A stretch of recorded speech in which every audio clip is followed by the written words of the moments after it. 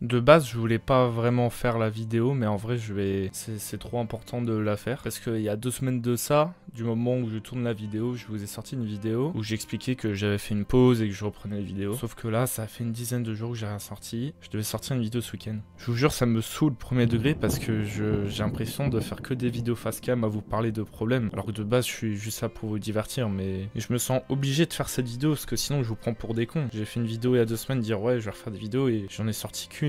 Donc surtout que là il y avait le nouveau chapitre de Fortnite qui était trop attendu. J'avais dit que j'allais live sur Twitch, je l'ai pas fait du coup parce que j'ai subi une agression.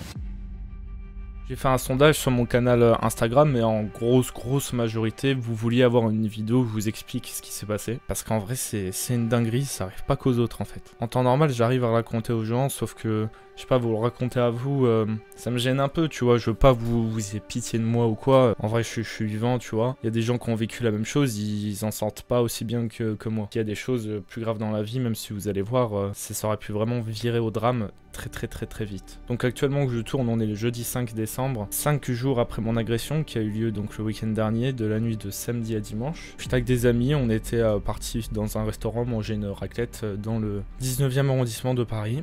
De personnes présentes que vous connaissez, il y avait Smail, son pseudo Overtech, qui était là, il y avait Migon, son petit frère qui était là aussi. Puis après c'est des gens que vous connaissez pas. Donc on passe le samedi soir pour fêter l'anniversaire d'une amie qui est avec nous en fait. On mange une raclette, on sort du restaurant et on attend parce qu'on a des potes qui sont à ce moment-là au Parc des Princes, parce qu'ils sont invités à un match du PSG, et on attend qu'ils nous répondent pour savoir où on les rejoint, etc. Donc nous, en attendant, en fait, on est juste devant le restaurant, on est ensemble et on parle, on rigole, etc. Moi, je suis en train de parler à ce moment-là avec un pote qui est gendarme réserviste, mais il a été gendarme aussi de métier, et une amie. Donc on est tous les trois sur le côté du trottoir, et derrière nous, il y a le reste du groupe, tu vois. On parle, on rigole, et d'un coup, j'entends que derrière moi, ça commence un peu à élever la voix. Je me retourne, et là je vois 2 mecs avec une fille qui commence à élever de plus en plus la voix. Je vois qu'ils s'énervent de plus en plus et ils sont face à notre ami en fait qui fête son anniversaire ce soir-là. Et la voix se lève de plus en plus. Moi dans ces moments-là, je suis très calme, je suis très pacifiste. Je panique pas, je tremble pas. Je prends mon temps, j'analyse et j'observe. Et vous allez voir ça. Peut-être ça m'a sauvé la vie, je sais pas. Donc moi je m'approche un petit peu, je mets mes mains devant moi en mode calmez-vous, qu'est-ce qui se passe, expliquez-moi, vous énervez pas, machin. Et là il y a le plus petit des 2 hommes en fait qui arrive vers moi, qui lève le poing comme ça en mode ouais je vais te casser la gueule, je sais pas quoi, c'est comme ça que tu parles, fils de pute, machin, enfin toutes les insultes que vous pouvez penser, je les ai pris dans la gueule à ce moment-là. Et moi je reste calme, je suis pas du tout énervé, je suis très lucide sur la situation honnêtement à ce moment-là. Et le deuxième homme qui était en face de nous, il était grand, costaud, le petit aussi il était costaud tu vois, sauf que lui le grand ce qu'il fait c'est qu'il frappe un pote, il lui met un coup de poing dans la tête, d'un coup comme ça, gratuitement en fait. 5 secondes après, il met un coup de poing à notre ami qui fêtait son anniversaire, donc qui frappe une femme. 5 secondes après, il lui met un coup de poing aussi dans la tête. Il lui met le même coup de poing qu'il a mis à notre pote, tu vois. Parce que je vous ai raconté, ça s'est passé franchement, en 15 secondes, hein, c'est hyper rapide, même pas. Et moi, je suis là, et dans ma tête, je comprends pas. Mes potes, c'est des gens, on n'est pas des cons, on n'est pas des connards, on est des gens bien élevés. Aucune raison de s'embrouiller avec des gens dans la rue comme ça. Et moi, je sais pas c'est quoi la base de l'embrouille, donc je suis complètement paumé. Et donc là, il y a 2 droites qui sont parties, dont une sur une femme. Et moi, à ce moment-là, c'est trop, donc en fait, je vais de l'avant. Le plus petit qui arrive à moi, qui est prêt à m'en mettre une, donc en fait je recule parce que je remarque en fait que plus je m'avance et plus ça l'énerve, plus ça le chauffe lui. Je me dis ouais, si je m'avance, il va me frapper moi, mais il risque de frapper les gens derrière aussi. Et en fait le truc, vous allez me dire mais pourquoi toi tu en as pas mis une droite ou quoi que ce soit. Le truc c'est que quand vous faites une bagarre comme ça, vous avez besoin d'adrénaline pour vous défendre, pour encaisser les coups. Moi à ce moment-là, j'étais tellement pas préparé à ça, on sortait d'une raclette, on avait bien mangé quoi. Donc en fait à ce moment-là, je suis pas du tout agressif, je suis pas du tout énervé, j'essaie juste de détendre la situation, de comprendre ce qui se passe pour vraiment essayer de désamorcer, sauf qu'en fait les mecs étaient déjà prêts en fait à faire violence, tu vois. Et je voyais que vraiment sur leur visage, surtout le plus petit, il était rouge, il avait les veines qui ressortaient partout. Et je remarque un truc, c'est qu'il a le visage un peu balafré, c'est-à-dire qu'il a des cicatrices sur le visage, il a des marques. Et c'est 2 personnes qui sont typées des pays de l'Est, c'est-à-dire que voilà, pour ceux qui connaissent un peu, c'est des gens qui ont pour réputation d'être des très bons bagarreurs entre guillemets, parce que c'est des gens qui pratiquent beaucoup de sports de combat, etc. C'est dans leur culture, tu vois. Mais ça, moi, c'est pas le problème, tu vois, qu'ils fassent des sports de combat ou pas, c'est pas le problème. Ce que je ressens, c'est que j'ai un très mauvais pressentiment quand je les regarde, et je me dis, il y a un problème. On est beaucoup plus nombreux que eux. ils sont deux, ils sont certes un peu alcoolisés parce que je sens qu'ils sentent un peu l'alcool, tu vois. Et donc ce mauvais pressentiment que j'ai, vous allez le voir plus tard dans la vidéo, j'avais totalement raison. Parce qu'en ce moment-là, je soupçonne que l'un des deux possède une arme blanche. Moi, je m'imagine un couteau, à ce moment-là, je me dis, ils sont trop sereins, c'est pas normal, on est 8. Il y avait un mineur avec nous, il y avait 2 filles, notre pote gendarme aussi à ce moment-là, bah, il a une fracture au tibia, un truc comme ça, enfin bref, il est pas physiquement en forme, quoi, il peut pas faire grand-chose. Et on a un 5e pote aussi qui, lui, est parti dans une rue à côté pour appeler les flics. Ce qui fait qu'au final, on est que 3 aptes physiquement à pouvoir se défendre, entre guillemets. Il y a moi, il y a Overtech, notre 3e pote qui est celui qui a pris la première droite. Sauf qu'à ce moment-là, lui, Overtech, je me rappelle, il était au téléphone avec nos potes qui étaient au Parc des Princes pour savoir où on se rejoint. Lui, il était encore au téléphone et il arrive, il a pas capté qu'il y avait une vraie embrouille à ce moment-là, donc il est en mode attends, je te rappelle, là il y a un truc qui se passe, il y a une embrouille, je sais pas ce qui se passe. Et en fait, pendant qu'il est au téléphone, lui, il prend un coup de poing sur la main où il tenait le téléphone. Le téléphone lui tape sur la joue et lui, à ce moment-là, il est comme moi, c'est-à-dire il est sans adrénaline, il comprend pas ce qui se passe, genre c'est de la violence pure et gratuite en fait. Et là, ça dégénère. Ça dégénère parce qu'ils ont décidé que ça dégénère. On n'a aucunement frappé, on a toujours essayé de s'interposer, mettre les mains devant, essayer de les calmer, rien à faire. Le plus petit se sent pousser des ailes et il commence à frapper mon pote qui avait déjà pris donc la première droite. Il lui en remet une donc il lui met un crochet sur le côté. Lui il essaie avec ses mains de pas reprendre de coups, quoi, il se protège. Et moi quand je vois ça direct, j'arrive entre les deux avec mes mains, je le repousse, je les repousse tous les deux pour pas qu'il y ait encore de coups d'échanger. À ce moment-là, ce qui fait le plus petit, c'est que il s'en prend à moi. Je suis sa nouvelle cible, c'est plus mon pote, c'est moi. Qu'est-ce qu'il fait? Il me pousse, donc j'ai les mains en arrière comme ça, et instantanément, il me met un coup de poing dans l'œil. Quand je vous dis il me met un coup de poing dans l'œil, de toute façon, vous avez une photo là tout de suite de l'état de mon œil. Et là, je le vois, limite, il a de la bave qui coule. Enfin, c'était vraiment un chien enragé. Il avait les yeux rouges, la tête rouge, le regard noir. Je voyais quelqu'un qui voulait me tuer, limite. Donc, suite au coup qu'il me met dans l'œil, moi, j'ai un problème. C'est que pendant 30 secondes, je voyais plus rien. Je voyais rien. Vraiment, je voyais noir, j'étais aveugle pendant quelques secondes. Mais je reste debout, je reste toujours très calme. J'ai toujours pas d'adrénaline alors que je viens de me faire frapper. L'adrénaline, ça vous permet de faire des choses exceptionnelles, de vous surpasser. Ça vous permet d'encaisser des coups, ça vous permet aussi d'en mettre, de moins ressentir la douleur. C'est un instinct de survie qui est important, mais moi, à ce moment-là, j'ai pas le temps d'en avoir. J'en ai un petit peu après coup. Mais sur le coup, j'en ai pas parce que il y a pas le temps en fait. Ça va trop vite. Après avoir mis ce premier coup, il continue d'avancer sur moi. Et je sens qu'en fait, il veut pas me lâcher. Il veut me terminer, le mec. À ce moment-là, je peux donc pas me défendre parce que je vois rien. Ce que je fais, c'est que je recule. On traverse la route. Donc, il me suit sur la route. Et j'ai les mains devant pour éviter qu'il s'approche trop de moi. Parce que vu que je suis plus grand, j'ai une plus grande allonge de bras. Bon, voilà, ceux qui pratiquent des sports de combat me comprendront. Donc, je tends vraiment bien mes bras pour éviter qu'il s'approche de moi. Je recule. Je percute une voiture qui me fait perdre un peu l'équilibre. Parce qu'il y a une voiture derrière moi et je la vois pas. Et au moment où je percute cette voiture, il arrive. Et bam, il m'en remet une dans l'œil. Là, à ce moment-là, c'est fini. Je vois plus rien du tout. Je vois rien. Mais je suis encore conscient de mon corps, de tout ce qui se passe. Mais juste, je vois rien. C'est comme si j'avais un bandeau sur les yeux. D'ailleurs, là, vous voyez, hein, il y a encore une marque. Et là, je mets ma garde. Comme j'avais appris à l'époque, j'ai fait quelques cours de boxe. Donc, ça m'a au moins appris à ça. C'est à mettre une garde pour éviter les coups. Donc, je mets mes mains comme il faut. Une garde de boxeur, quoi. Ce qui fait qu'il me remet un coup, mais pas cette fois-ci dans l'œil, mais sur le menton. Donc, je prends un coup dans le menton. D'ailleurs, à l'heure actuelle, j'ai encore un peu mal. Ça a pas gonflé, mais j'ai mal. Et après, il me met 2 coups de pied latéral que j'arrive à bloquer avec mon bras. Et heureusement que je les bloque parce que sinon, ça aurait tapé dans les côtes. Du coup, j'arrive à me protéger les côtes parce que s'il me tape dans les côtes, là c'est chaud. Déjà que la tête elle est atteinte, c'est le plus grave, limite la tête. Et là j'arrive contre le mur du trottoir opposé où on était initialement. J'arrive contre un mur, il y a un petit rebord, je m'assieds légèrement sur le rebord pour me recroqueviller un peu. Et là je me mets dans cette position comme ça.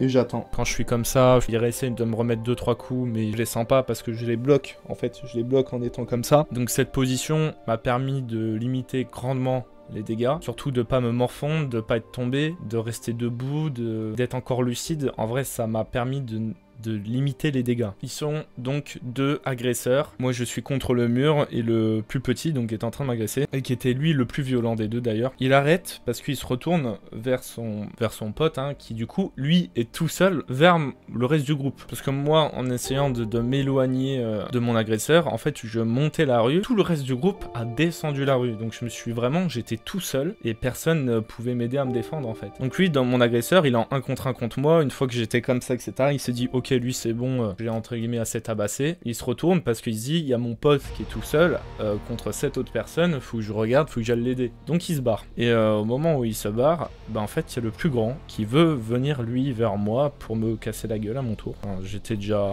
achevé et lui il veut me terminer. Là c'est une pote qui arrive qui fait vraiment 1m55 les gars, les bras levés. Et le mec lui faisait 1m90, quasiment ma taille. C'est stock tu vois, c'est un mec, c'est un daron, il a je sais pas 35 ans. Et elle arrive pour s'interposer en suppliant de arrêter de frapper, de ne pas aller me voir, de pas me faire de mal, etc. Et du coup, bah ça aura fonctionné. Donc elle a eu un courage assez exceptionnel. Sachant que moi, je lui avais dit de base de partir, étant donné qu'il y a une femme qui venait d'être frappée, tu vois. Donc je lui ai dit, s'il te plaît, ils viennent de frapper Ange, donc vas-y, pars en fait. Ils en ont rien à foutre que tu sois une femme ou pas. Mais elle était pas partie, puis elle m'a peut-être sauvé hein, du pire en vérité. Hein. Donc à ce moment-là, moi je suis totalement dispersé du groupe. Il y a ma pote qui me rejoint, qui me dit ouais ça va machin et tout. Elle est paniquée en pleurs. Tout de suite, je lui dis donne-moi ton téléphone s'il te plaît. Je prends son téléphone, j'active la caméra frontale et je veux juste regarder en fait comment il est mon visage.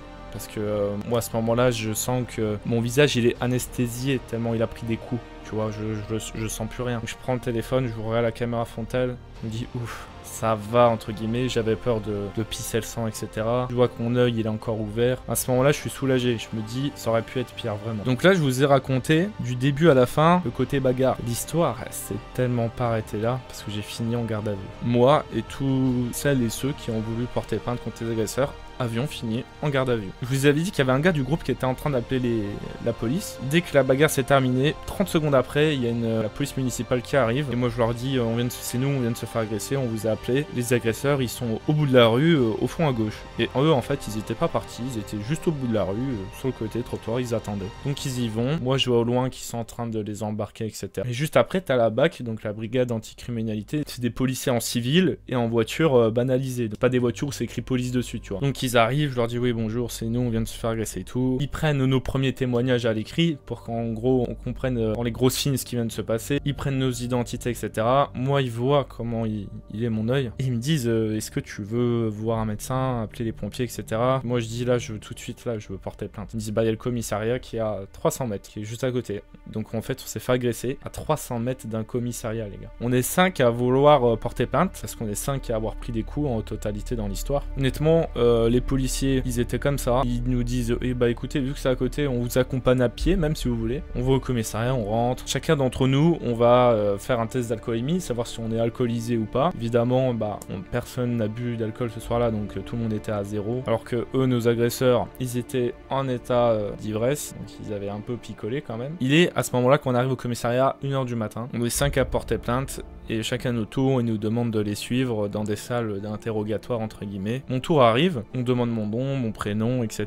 Et on m'explique que je suis placé en garde à vue. Moi je comprends pas, je fais mais je viens de me faire frapper, c'est moi qui ai été agressé, je fais vous voyez là, c'est moi qui vais en prison là tout de suite. Ils me disent parce que bah les deux autres, donc nos agresseurs, ont déclaré que vous aussi vous les avez frappés. Et là je me dis bah en soi j'ai pas de preuve là tout de suite que je les ai pas frappés moi. Mais je sais que je les ai pas frappés tu vois. Et en fait ça devient du parole contre parole. Donc bah j'écoute, j'en veux pas ce policier parce que bah il fait que son travail, lui, même s'il comprend très bien qu'on est les victimes, d'un point de vue légal, il est obligé de faire ça et je vois qu'il est un peu, entre guillemets, dépité, il est en mode je suis désolé mais c'est obligatoire, c'est comme ça, tu vois. Donc il y a moi, Smaïl, notre pote gendarme, notre pote qui a pris les premiers coups et que j'ai voulu défendre aussi, on est tous les 4, on finit en garde à vue, et notre pote à qui on a fait son anniversaire, qui a pris le premier coup de poing, est fini dans la cellule à côté de nous, également en garde à vue. La garde à vue, pour ceux qui savent pas ce que c'est quoi? En gros, vous êtes mis dans une prison, dans le commissariat de police, pour éviter que vous vous échappez du territoire ou que vous allez vous cacher quelque part. Donc on vous prive de vos libertés totalement, c'est-à-dire que les gars,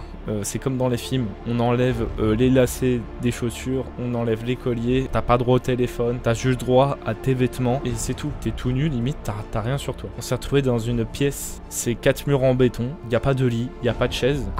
Enfin, il n'y a pas de lit. Le lit, c'est du béton. Il y a un matelas épais comme ça qui est dégueulasse. Donc, il est à ce moment-là 2h du matin et je suis placé en garde à vue. Donc là, Théo, votre youtubeur, là, j'ai terminé derrière les barreaux, les gars. Parce que je me suis fait agresser. Voilà. Et donc, je vais rester derrière les barreaux jusqu'à ce qu'un officier de police judiciaire, un OPJ, vienne nous interroger, moi, mes potes et les agresseurs pour comprendre c'est la faute de qui, etc.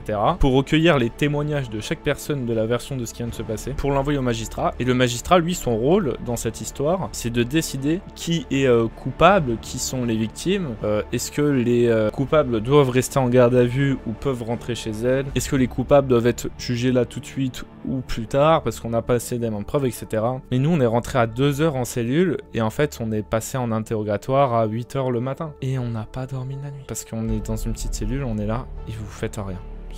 T'as les yeux ouverts, t'as pas de téléphone, t'as rien, tu regardes le mur pendant des heures et ça finit pas. Et honnêtement, l'expérience la plus traumatisante, limite, c'est plus mon moment en garde à vue que mon agression elle-même. Parce que c'est la première fois de ma vie, pendant autant d'heures, on m'a privé de mes libertés. Je voulais aller aux toilettes, fallait que je demande à un policier d'aller aux toilettes. Il y avait pas à manger. Pour boire, on nous donnait un gobelet, puis on devait aller aux toilettes prendre l'eau du robinet. T'as pas le droit de téléphoner à un proche, t'as pas le droit de... T'as plus aucun droit. C'est vraiment te prive de toute ta liberté. Moi, c'est la première fois de ma vie, je me retrouve dans cette situation. Et encore, je me suis retrouvé qu'une dizaine d'heures. Et moi, j'ai eu la chance, j'étais avec mes potes. Mais je prends le cas de notre pote Ange, qui elle aussi était en garde à vue et faisait son anniversaire ce soir-là. Dans sa cellule, les gars, il y avait une violeuse.